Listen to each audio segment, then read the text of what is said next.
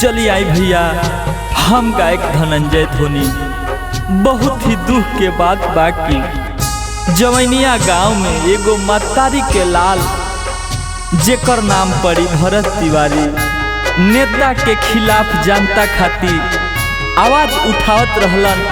नेता सब साजिश रच के पुलिस द्वारा इनकाउंटर करा देहल। चले आई गीत के माध्यम से सुनी। के कारा से कहबई हवा केहू नहीं सुनी, के कारा से कहबई हवा केहू नहीं सुनी, गरीबन के दिल के पुकार हो।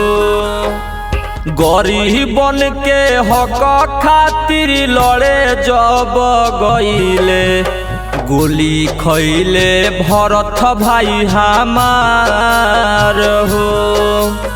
गरीबन के हक खातिर लड़े जब गईले, गोली खैले भरत भाई हमार हो।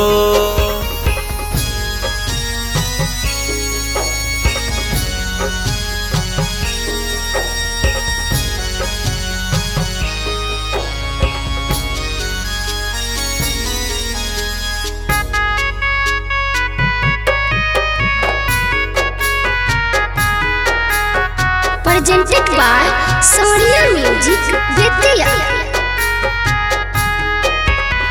देशवा में भइल जाता देखो भ्रष्टाचारी, केहू नहीं सुनता गरीब के पुकारी।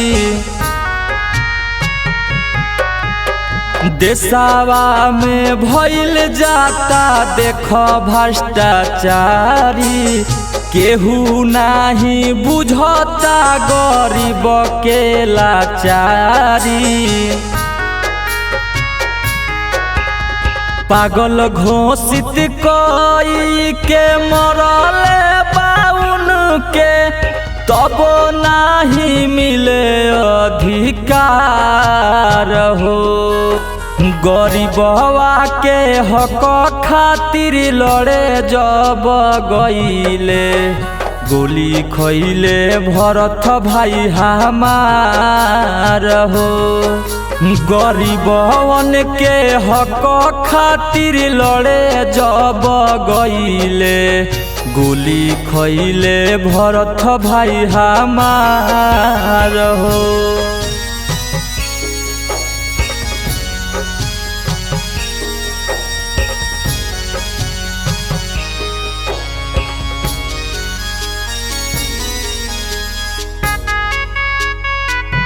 Mix by Sonu Sawadia।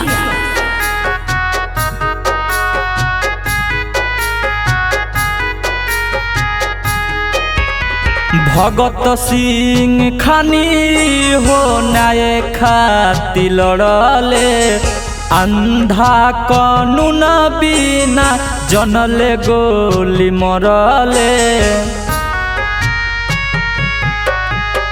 Bhagat Singh खानी हो न्याय खातिर लड़ले, अंधा कानून बिना जनले गोली मरले।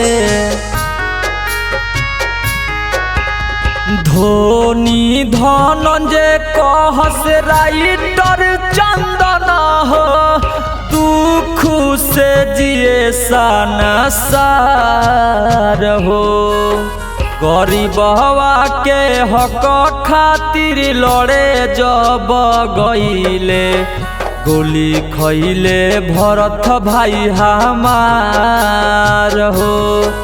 गरीबवन के हक खातिर लड़े जब गईले, गोली खैले भरत भाई हमार हो।